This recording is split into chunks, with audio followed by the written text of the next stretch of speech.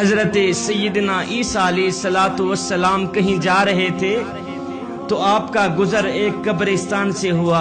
آپ نے دیکھا کہ ایک قبر والے کو عذاب دیا جا رہا ہے، فرشتے اس کو عذاب دے رہے ہیں، بیچارہ تڑپ رہا ہے، عذاب میں مبتلا ہے، اس کی قبر میں آگ بھڑکائی جا رہی ہے۔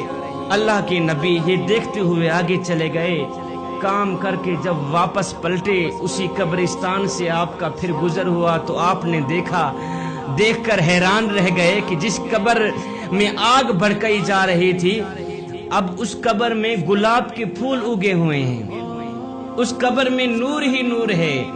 اللہ اکبر، پھول اگے ہوئے ہیں جن کی خوشبو سے قبر میں عطر پھیلا ہوا ہے، اجالا ہی اجالا ہے، روشنی ہی روشنی ہے۔ اللہ کے نبی حضرت سیدنا عیسیٰ علیہ السلام دیکھ کر حیران رہ گئے، اپنے دونوں ہاتھ اٹھائے، عرض کی یا باری تعالیٰ، ابھی گیا ہوں یہاں سے گزرا ہوں، میں نے دیکھا ہے قبر والے کو عذاب دیا جا رہا ہے، قبر والا عذاب میں تڑپ رہا تھا۔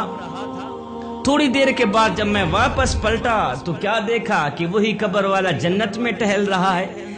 غیب سے آواز آئی، میرے اللہ نے فرمایا عیسیٰ، بات اصل میں یہ ہے کہ یہ بندہ گنہگار تھا، بدکار تھا، جب سے یہ مرا ہے عذاب میں مبتلا ہے، جب سے یہ مرا ہے عذاب میں مبتلا ہے، لیکن اس نے اپنی بیوی حاملہ چھوڑی ہوئی تھی پیچھے، اس کی بیوی کا ایک بچہ پیدا ہوا۔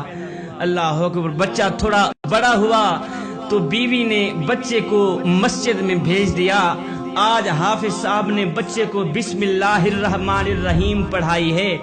اے عیسیٰ، ہمیں حیا آتی ہے کہ جس کا بچہ ہمارا نام لے صبح و شام ہم اس کو عذاب میں مبتلا کریں۔ اے عیسیٰ، ہمیں حیا آتی ہے کہ جس باپ کا بچہ صبح سے لے کر شام تک ہمارا نام لے اور ہم انہیں عذاب میں ڈالیں، یہ ہماری رحمت گوارا ہی نہیں کرتی، یہ ہماری رحمت گوارا ہی نہیں کرتی۔ بچے نے صرف بسم اللہ الرحمن الرحیم پڑھا تھا، ہے بسم اللہ کے صدقے باپ کی بخشش ہو گئی، باپ کی مغفرت ہو گئی۔ اپنے بچوں کو قرآن مجید کی تعلیم دیں، اپنے بچوں کو قرآن مجید پڑھائیں، دین سکھائیں۔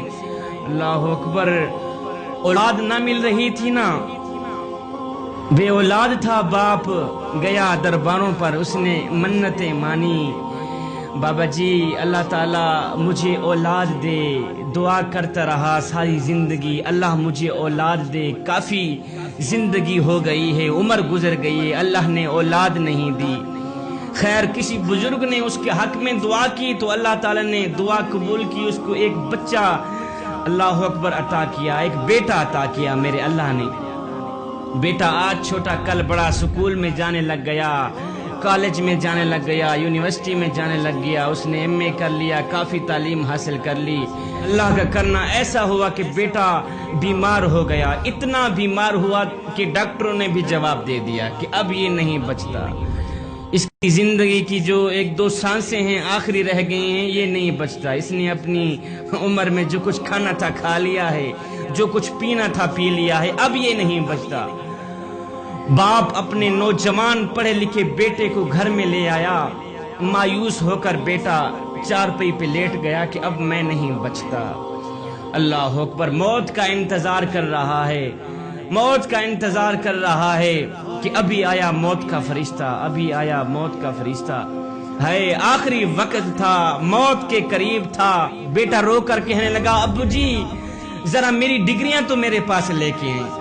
باپ بھاگ کر گیا، جتنی بھی ڈگریاں تھی ساری کی ساری لے کے آیا، اس نے بیٹے کے ہاتھوں میں ڈگریاں پکڑا دی تو بیٹا حسرت بھری نگاہوں سے کبھی ڈگریوں کو دیکھتا ہے، کبھی باپ کے چہرے کو دیکھتا ہے، کبھی ڈگریوں کو دیکھتا ہے، کبھی باپ کے چہرے کو دیکھتا ہے۔ باپ بول ہی پڑا بیٹے کبھی ڈگریوں کو دیکھتا ہے، کبھی میرے چہرے کو دیکھتا ہے، بتا تو صحیح وجہ کیا ہے۔ بیٹا رو کر کہنے لگا ابو جی تو نے مجھے سکول تو پڑھایا، تو نے مجھے کالج تو پڑھایا، تو نے مجھے یونیورسٹیوں میں انگلش تو پڑھائی، کاش کہ تو مجھے قرآن بھی پڑھا دیتا، آج میری دنیا بھی سنور جاتی، میری آخرت بھی سنور جاتی۔ آج آخری وقت تھا، قبر میں قرآن ہی کام آتا۔ بھائیو قبر میں قرآن ہی کام آئے گا، اپنے بچوں کو قرآن مجید کی تعلیم دیں۔ میرے کریم رحیم رحمت للعالمین سونے نبی فرماتے ہیں راتوں کی تنہائیوں میں اٹھ اٹھ کے قرآن پڑھا کرو. ہائے قرآن پڑھتے وقت رویا کرو, اپنی آنکھوں سے آنسو بہایا کرو, رویا کرو. رونا نہ بھی آئے تو رونے کی کوشش کیا کرو. حضرت داتا علی حجویری سے پوچھا گیا, حضرت اگر رونے کی کوشش کریں پھر بھی رونا نہ آئے تو کیا کریں؟ آپ نے فرمایا پھر اپنے مقدر پہ رویا کرو. اتنے سنگ دل ہو گئے ہو کہ آنکھیں آنسو بہانا بھی چھوڑ گئی.